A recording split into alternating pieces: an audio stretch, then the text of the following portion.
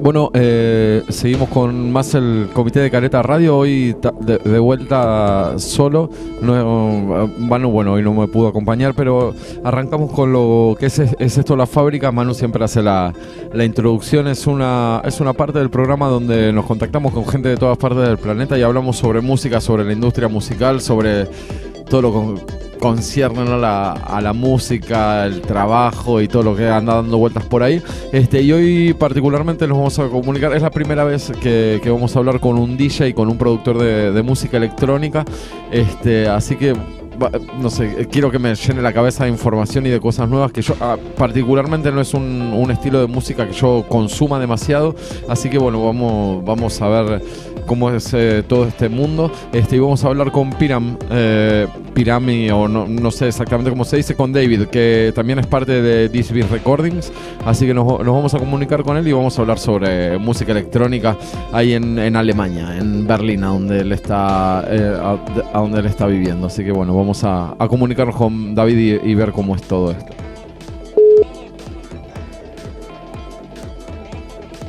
Hello? Hey, David, are you there? I'm here. Oh, okay, perfect. David, thanks for your time and your support, and we are going to start with the interview, okay?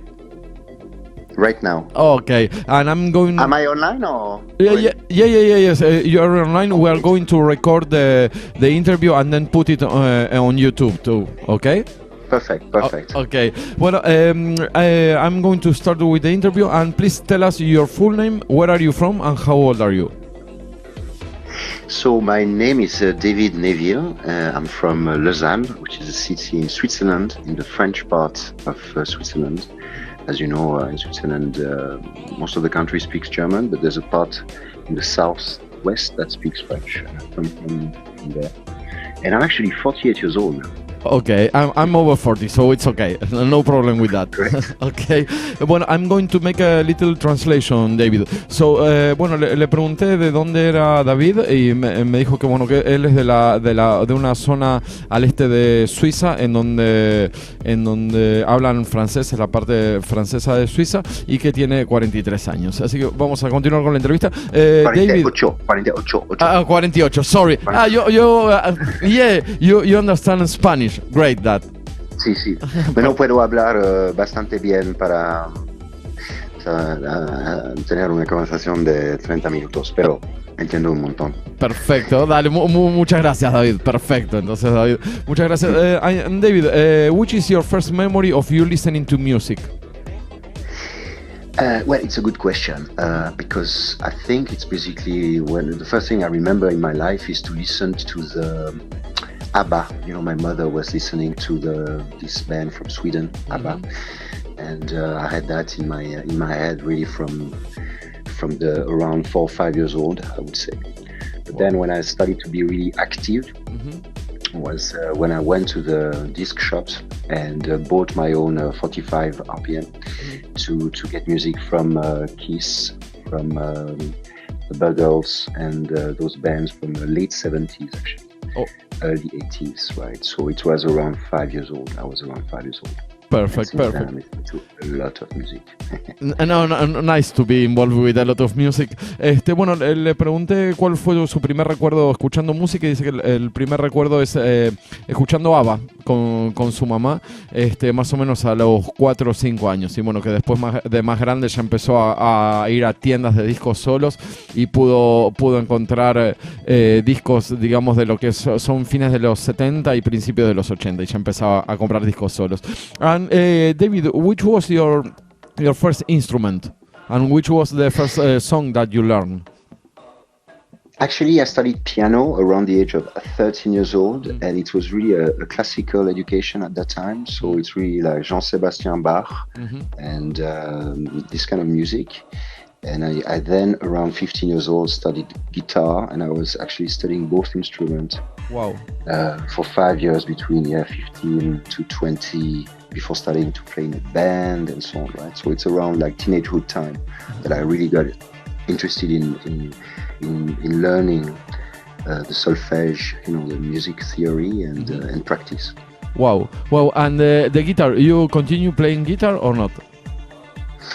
I always play, Nice. whenever I have a bit of time, I have a guitar around, and which is, let's say, more convenient than a piano, for example. I also have a piano at home, and this is the way I actually compose. Wow. It's quite instinctive, and whenever I have a bit of time, usually at night, actually, when everything gets quiet, it's a good time to practice an instrument. Wow. But it's also good in the morning because you have a fresh mind. But I would say this kind of timing is good. Of course. Bueno, le pregunté cuál fue su primer instrumento y cuál fue. And the first songs were Bach songs from classic music. Correct. Okay, perfect. Bueno, le pregunté cuál era cuál fueron su primer instrumento y las primeras canciones que aprendió, y me dijo que más o menos a los 13 años empezó a estudiar piano, y bueno, que aprendió a tocar cosas clásicas como Bach, por ejemplo, y a partir de los 15 ya estaba tocando guitarra, aprendió a tocar guitarra, y que más o menos se movió con esos dos instrumentos, y la guitarra la agarró entre los 15 y 20 años y todavía la utiliza también para componer algunas cosas, y sigue tocando la guitarra, y dice que él disfruta mucho de tocar de noche, más que nada, que es cuando todo está calmo y puede pensar un poquito y disfrutar de la música que va haciendo. And David, are there any places to study music for free in your region? You are now living in Berlin, or you are in Switzerland? So I'm mostly in Berlin with my Okay. family, two sons at home, and my fiancée. In terms of free, I mean, it's always good to meet friends, I would say, and exchange, I would say, right? So spend time with friends, also a motivation when you meet other musicians to actually play. That would be my answer. To be honest with you, I at this stage I really learn by myself, So this is free, and you have, of course, in comparison with the late 80s, when I started to study music. I mean, nowadays on the internet there's lots of resources which are available where you can learn. But I would say it's also very, very good to interact with other musicians and play and just have fun. I would say. Great. Bueno, le pregunté si estaba en Suiza ahora o estaba en Berlín, y bueno, dice que pasa la mayor parte del tiempo en Berlín con su familia, tiene 2 hijos, bueno, y una enamorada, una pareja, y dice, le pregunté si había lugares para aprender gratis música, y más que nada él se refirió al encuentro con otros músicos. Dice que esto es algo súper interesante, que no lo habíamos hablado demasiado en las entrevistas que tuvimos, pero dice que el encuentro, valora mucho el encuentro con otros músicos, y dice que esa sí es una manera muy importante de aprender música, y que a diferencia también que con los late 80s, con los 80, mediados, fines de los 80, ahora existe internet y hay un montón de cosas también para ver en YouTube o para descargar cosas, y también esa es una manera gratuita de aprender música. David, can you tell us how was the first time that you play in public? Yes, I was actually 20 years old in my hometown in Lausanne. We were a band, it was pop noise, so rock music. Wow. Which was a little bit pop, but also very noisy, which was kind of a trendy in the 90s, with bands like Smashing Pumpkins or Green Day. And back then we were composing songs. And I was a bass player, actually, because I really loved playing bass with the best musician of the band was a drummer. So it was really a cherry on the cake, actually, to play bass on top of that. And we played quite a lot, actually. Every month we had a gig. We played for a year and a half, and it was great moments to be honest with you. Wow. 20 and you play.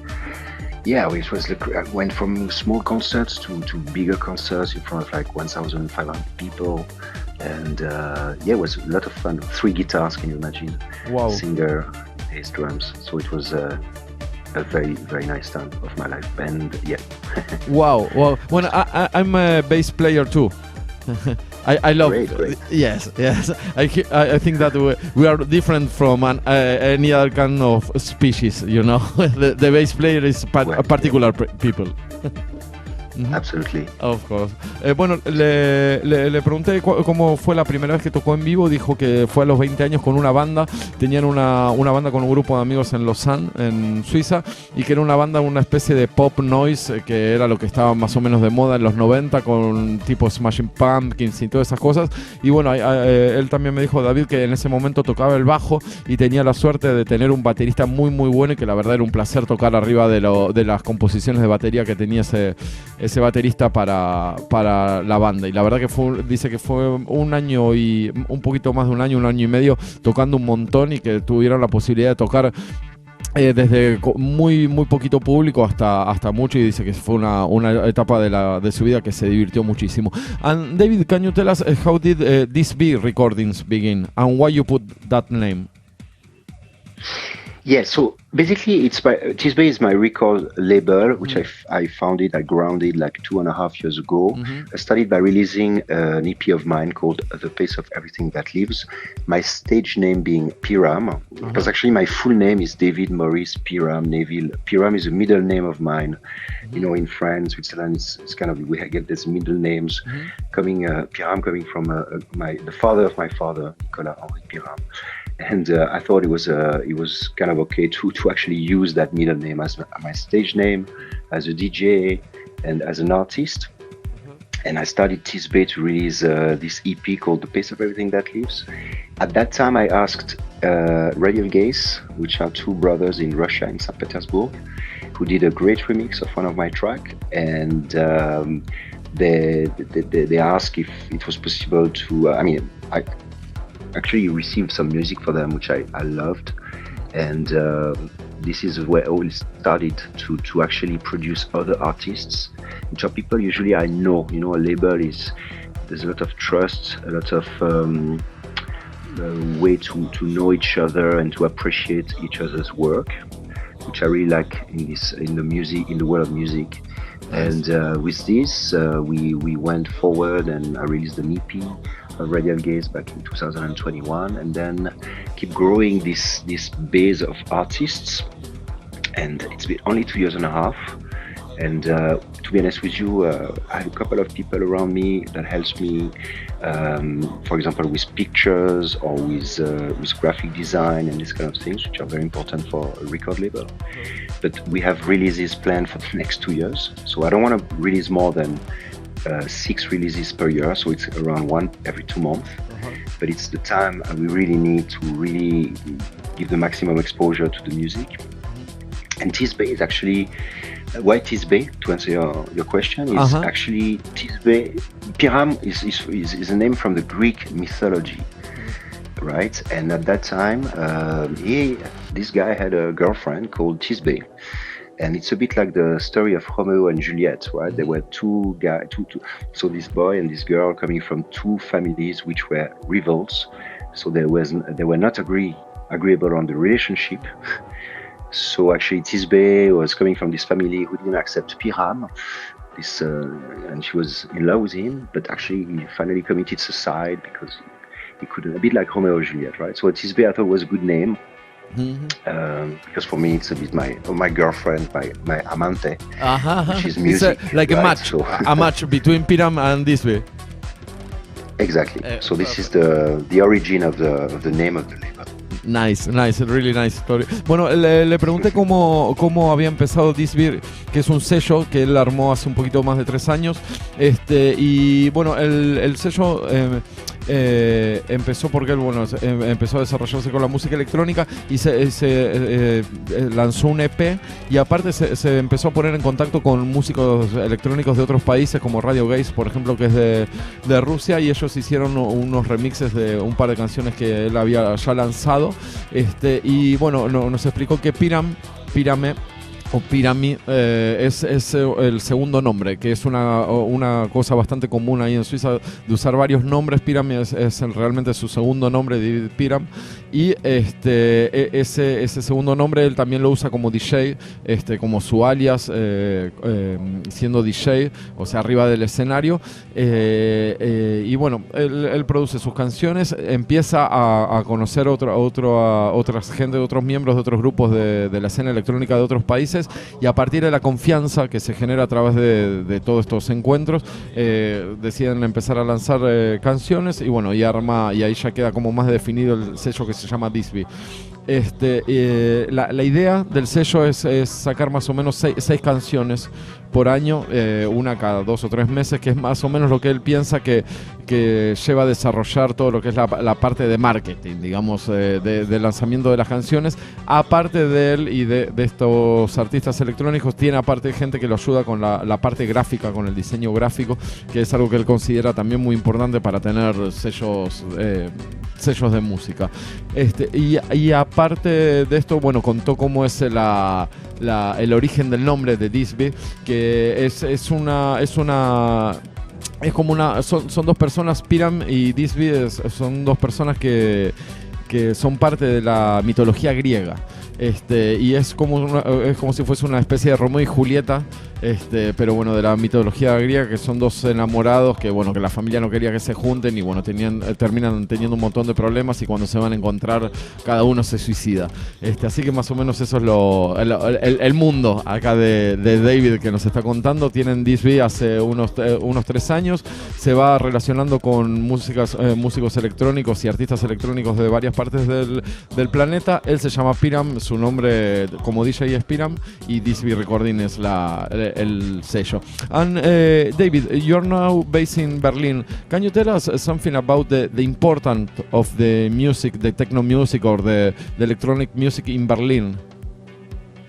Yes, so techno, right? So when the wall of Berlin falls in November 1989, right? Uh-huh. So the East Berlin and West Berlin got together. East Berlin was, I think, twice bigger than West Berlin. So it was big. It's a big city. It's still a very big city with a lot of space, a lot of buildings. And at that time, and this is the origin of techno music, really, it's like early 90s when people started to organize those gigs, right? With also, and this is actually very interesting, that this is the start of being able to produce music with a computer and with samplers and so on, right? So Berlin was really an interesting place with lots of space, lots of envy after 30 years of communism, right, in Berlin, to actually enjoy life, right? So I wasn't there. Uh-huh. I was actually a student in Zurich back then. I still remember how the techno movement was so intense and also went across the borders, like in France, in Netherlands, UK, and so on, and Switzerland as well. In Zurich, I remember going to parties, and it was really something really new at that time, and it's still evolving nowadays. And but yeah, I would say Berlin is the music is really accessible. It's lots of places, bars, clubs where you can really enjoy music. And I used to live in London or even Tokyo in Japan. It's different, right? So there's more space. I think that this sense of freedom, this is how I feel actually in Berlin. And yeah, but you meet people and you end up meeting the right people. Usually when you produce music or you DJ, and I think this is it, right? So it's being 48 years old now. I must be honest. I'm not going to raves until 8 in the morning. Uh-huh. But yeah, of course, Berlin is considered the capital of electronic music and actually music in Europe, to be honest with you, in terms of size. Yeah. Wow. Bueno, le pregunté a David, él está ahora viviendo en Berlín, y le pregunté por la importancia de la música, la música electrónica, la música techno en Berlín, que es súper importante, y dice que una de las cosas que pasó, uno de los puntos así de paradigmáticos, para decirlo de alguna manera, es cuando en 1989 cayó el muro. O sea, se juntaron las dos ciudades y había un montón de espacios y de lugares para utilizar para fiestas, más que nada. Y aparte esto se unió a que ya la gente ya estaba produciendo música con computadoras. Entonces empezó a haber un desarrollo gigante de la música electrónica, y había fiestas y raves por todos lados, y ese tipo de techno que salía de Berlín también se desarrolló en otros países como Francia, como Londres, que estaban cerca. Y él era un estudiante en este momento en Suiza, Suiza y también, dice que en Zurich llegaba toda esa información y había fiestas gigantes. Dice que bueno, ahora él tiene 48 años y no va particularmente a fiestas hasta cualquier hora, pero sí que se sigue juntando con músicos y eso es muy, muy importante, lo de conocer gente a través de la música. Dice que son en Berlín más que nada hay espacios muy grandes con un nivel de libertad muy grande. David, you think that this sense of freedom is only in the mind of people or is in the real life, that in everyday life? Well, it's really about, like I said, it's really about. I'd like to say that the city needs to love you for you to love the city. Ah, nice. Right. So nice. Yeah. So it's really, you can. I know many people who actually don't crack it, don't feel that they want to go back to their home country or somewhere else. But I know also a lot of people who really have blossomed there, right? So who found their own path and freedom. I think it's a state of mind as well, right? But I think the conditions are there for to be able to accomplish that. I think this is how I would express it. No, nice. Bueno, le pregunté si lo de este estado de libertad también que aparece a través de la música electrónica, si es nada más un estado de conciencia de mente o es directamente también se siente en el día a día en Berlín, y me dice que me contestó muy buena la respuesta. Me encantó que vos tenés que amar a la ciudad para que la ciudad te ame. Entonces ahí es cuando se hace ese juego y uno realmente se siente libre, y que dice que hay un montón de gente que se quiere volver a su ciudad o que va de paseo y realmente no conecta demasiado, pero también hay un montón de gente como que floreció, que llegó a Berlín, le encantó y pudo digamos mezclarse con este sentido que tienen de la libertad. And David, in Berlin there was the electronic music school, no? And there is like a fight. I think that is like a fight between the tools and the creativity. Which is more important for you? The tools, for example, the computer, or the creativity of the artist? So I think you mentioned, you refer to Ableton and Native Instruments, probably. That actually Ableton, which is the software that allows to produce music, was actually born in Berlin. It's still there. The headquarters are in Berlin. Wow. And there's been a spin-off, I think, a few years later, and one of the co-founder founded a Native Instrument, and which is also then from Berlin, right? So the creativity is then, it's, how to say,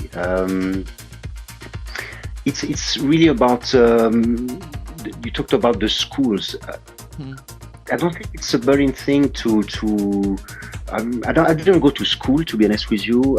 I know some people did, but I think it's really, what's really interesting, it's really originate from Berlin, those software, right? So because in the 90s there was this buzz around techno and music produced with a computer, that there were people interested in making those software available back in the 90s and early 2000, right? So I think the creativity doesn't really depend on the Berlin, if you're not in Berlin or not if you're in Berlin or not in Berlin. But of course, people like to gather here, right? So I know, for example, some musicians from even Buenos Aires, Askelezis, people from different parts of Germany, they come to Berlin, right? It's like trying to provoke something, and it worked in my case. It provoked me. This is what I'm doing now. Ah, perfect. Bueno, le pregunté por el tema de la todo el tema de la música electrónica, que hay muchas discusiones si es música, si no es música, si depende directamente de si es algo creado por la computadora o hay gente atrás, y le pregunté por esta especie de pelea que hay entre las técnicas que se usan con determinadas herramientas y la creatividad. Y dice, bueno, que justamente Ableton y Native Instruments, que son ahora como digamos los instrumentos electrónicos que están de moda, son justamente de Berlín, y dice que la creatividad no es justamente algo de particularmente de las escuelas o de alguna institución. Eso se puede referir sí más a lo que es la parte del software, y en los 90 también, que creció un montón, pero que en Berlín puntualmente lo interesante es que lo de get together, lo de encontrarse con gente, y dice que viene gente de un montón de partes del mundo a generar cosas en Berlín, y que eso es lo interesante, y eso es lo que también genera un estallido de creatividad grande. I love what you're saying, David. Muy bueno lo que acabas de explicar, me encantó, muy bueno, muy buena la reflexión, me encantó. Sí, and David, what do you think about social medias and streaming services? Good question. I think it's an overcrowded place. Wow. Like I said, I'm 48 years old, so it's not something that I'm into that much. I'm doing it. I use it as a way to communicate, to be honest with you, around the projects, for the label, for the artist, for myself. I like the idea of a label because it's a lot easier to talk about someone else in a very nice way than to talk about yourself, you know. So this is a bit of the contradiction with the social media. Which I found a little bit challenging, to be honest with you, I think it's over-information and so on. It's easy to get lost. A friend of mine, just to give you an anecdote, says, I mean, you could be really distracted, I think, with this, so you got to be careful and then live your own life. And in my case, I do it as a way to inform, and that's pretty much it. Okay, perfect. And the streaming services, you think that they are good for musicians? Sorry, once again, what's the instrument? Streaming services like Spotify, that kind of thing. Streaming. Sorry, I couldn't hear the streaming. I think this is progress. I mean, this is. I still remember the Metallica and Napster story in the year 2000 when it really started to appear that you could stream music and free via the internet, and you don't need to buy. I bought so many CDs in my life, you have no idea, right? But then comes those streaming, early days of streaming, early 2000, and then obviously it became extremely crazy. The place to be now. You have to have now SoundCloud, Spotify, and so on. My opinion on this is I do have Spotify. I like SoundCloud, I must say. Maybe the best. It's a way to. There's so much agility nowadays to share music. I mean, as a producer, I think it's very convenient. But I'm not going to go into the politics, to be honest with you, of around there, because there's lots of musicians talking about Spotify, taking up music. So this is not my domain of expertise to know exactly what would be the price of stream, right? But of course, there's been a lot of attention around how to put music in the ears of people through the internet. And this is, like I said, the internet. This is progress. Okay. So, like I said, I personally use SoundCloud a lot. Nice. I found the platform very nice. Nice. And, Bueno, le pregunté a David qué es lo que él pensaba sobre los servicios de streaming y las social medias, Facebook y todo, Instagram, y dice que es un lugar súper poblado. Me encantó esa frase. Las redes sociales son un lugar súper poblado. Él más que nada lo utiliza para comunicarse o dar noticias sobre sus proyectos, y aparte para consumir noticias y estar informado, pero dice que es muy fácil, o sea que hay sobreinformación, es un lugar súper poblado que tiene demasiada información y es muy fácil perderse, o sea que uno se puede distraer mucho y perder su objetivo. Y sobre los servicios de streaming me dijo que es progreso directamente, o sea que los dos tenemos más de 40 años y nos acordamos mucho de lo que pasó con Metallica, por ejemplo, con Napster y que hubo todo un montón de problemas, pero que ya se fueron solucionando, y ahora él dice que tiene Spotify y que le encanta SoundCloud, y que también que es un gran lugar para compartir música, que dice que hay mucha agilidad, es súper ágil para compartir música, y que con el tema de que que es un poquito más político, digamos, si el precio del stream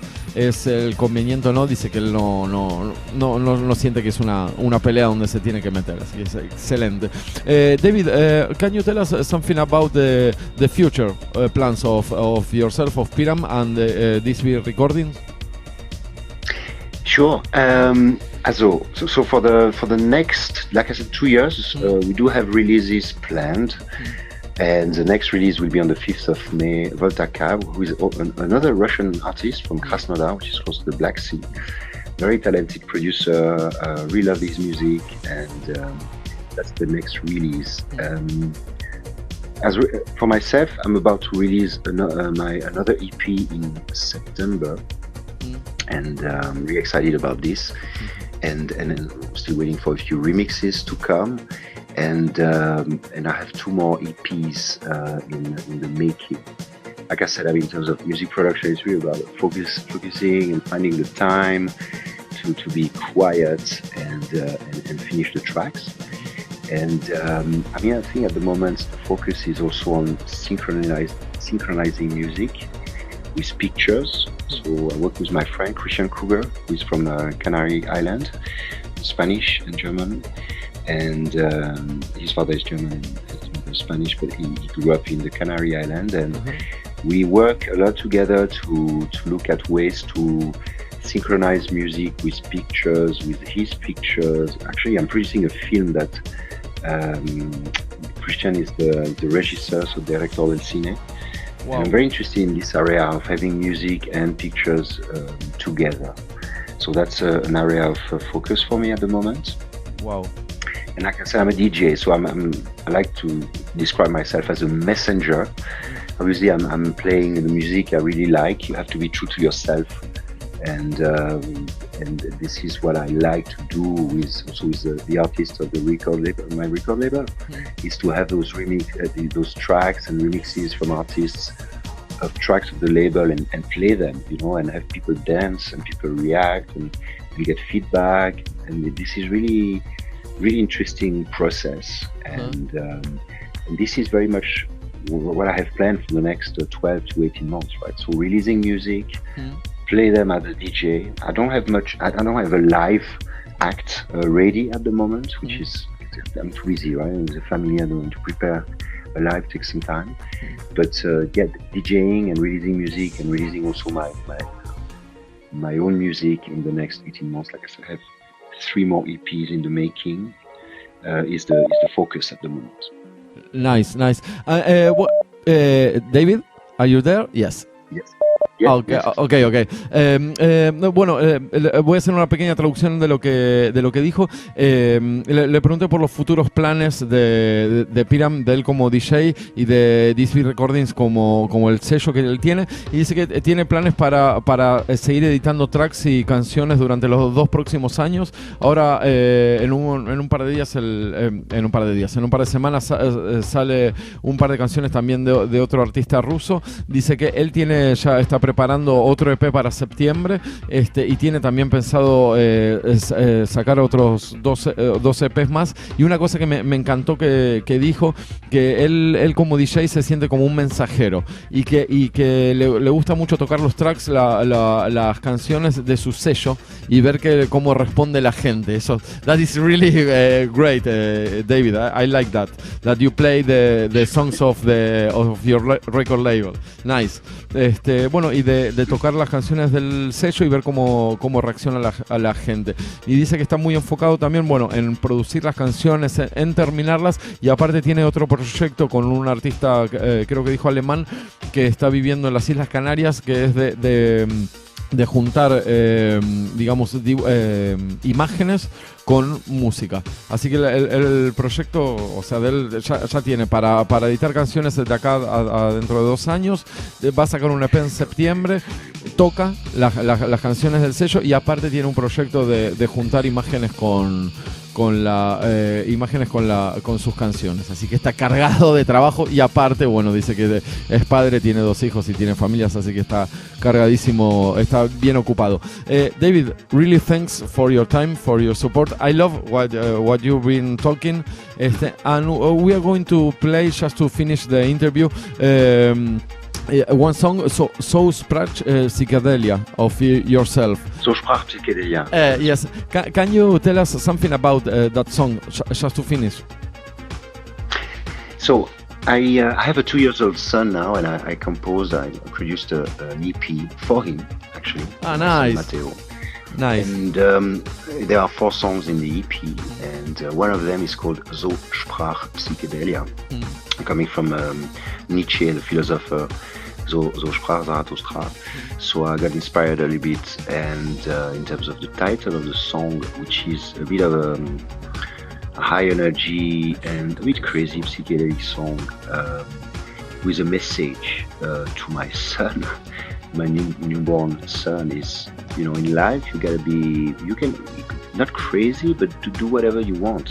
You don't care about what other people think. And I thought there was a message in the song, and at that time I did one track, and I asked 3 remixers to remix the tracks, like Rodion in Roma, Scalesis in Buenos Aires, but who lives in Berlin, and yeah, so they produced the remixes, and Rambal Kochet, which is a Russian artist as well. So 3 remixes, very different. One is for trance, the other is more like dark wave, the other one is more jazzy, acid funk, and so on. And so this is the background. So which really starts with an idea, with a composition, with production process, and then, like I said, you meet people in Berlin, typically Scalesis, and we talk. They say I can make a remix of this track, and so on. In the end, it ends up being on the radio, and which I really like this, right? You start from a blank sheet, and in the end, you have I don't like to call it a product because it sounds too capitalistic. I don't know, but something finished, like this is here, it exists, and I like this process actually in music. Nice. So that's a bit of a background of this track, which is a bit of a message to my son about being free, about that kind of things. Nice, and thanks to share that with us. Really thanks to share that with us. Bueno, le pregunté, vamos a pasar un tema ahora que se llama So Sprach Psychedelia. Sorry for that, David. Bueno, y le pregunté un poco de qué se trataba la composición, y me dice que es una composición que él hizo cuando para su hijo que ahora tiene 2 años, y que trata más que nada, el mensaje que él le quiere dar es de que sea libre, o sea, que no le importe demasiado lo que piensen los demás y que haga lo que le guste, que me parece that's our radio about. De eso se trata nuestra radio también, David. Thank you very much, David. And we keep in touch, okay? Sure. Okay. Thank you, Raúl. Thanks to you.